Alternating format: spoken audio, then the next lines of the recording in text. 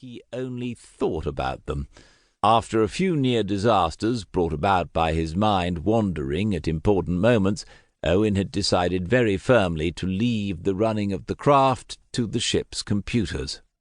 The Hayden men had also got many of the interior details wrong in small, disquieting ways. Floors that sloped or bulged for no obvious reason, chairs that matched themselves to slightly the wrong shapes, and lights and colours that were subtly uncomfortable to merely human eyes. Owen held up his left hand and studied it thoughtfully. The golden metal of the artificial hand, the Hayden men's other gift to him, glowed warmly in the lounge's light.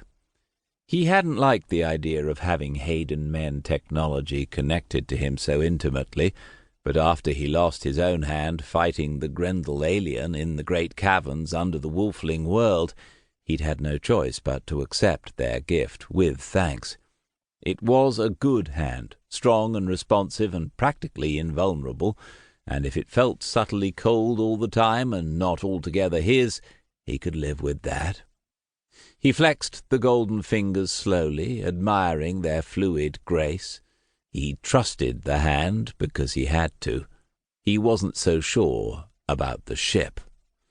The Hayden men might be his allies for the moment, but a people who had once been officially named the enemies of humanity, and with good reason, had to remain suspect for all their gifts.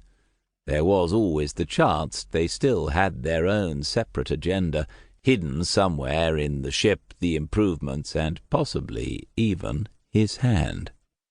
Owen sighed. Life hadn't always been this complicated. He studied his reflection in the mirror on the wall behind him. A man in his mid-20s stared broodingly back at him, tall and rangy, with dark hair and darker eyes. A man who'd been hard used and expected to be harder used in the future. It wasn't that long ago he'd been a simple scholar, a minor historian of no importance to anyone but himself.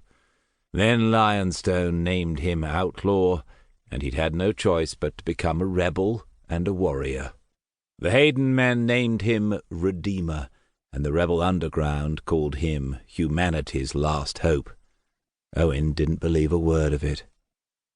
A clinking of glass caught his attention, and he looked fondly over at Hazel Dark, who was sorting determinedly through the bottles in the drinks cabinet, searching for something vaguely drinkable. Owen knew how she felt. The Hayden men had done their best with food synthesizers, but the various alcoholic beverages they'd come up with had proved universally vile. That hadn't stopped Hazel from drinking them, but she persisted in trying to discover some combination that didn't leave her with an overwhelming urge to spit copiously in all directions. Owen admired her patience and wished her luck. Personally, he wouldn't have touched any of the stuff if someone had held a gun to his head. He studied Hazel, admiring her sharp, pointed face and mane of long, ratty red hair. She wasn't conventionally pretty, but then Hazel wasn't conventional about anything if she could help it. Before becoming a rebel, she'd been a pirate, a mercenary, and a clone-legger, and those were just the things she'd admit to. She was good with a sword, but preferred a gun, and as many as possible. Since she and Owen had discovered the huge cache of projectile weapons in the last standing's armory, Hazel had made a point of loading herself down with as many guns and as much ammo as she could carry.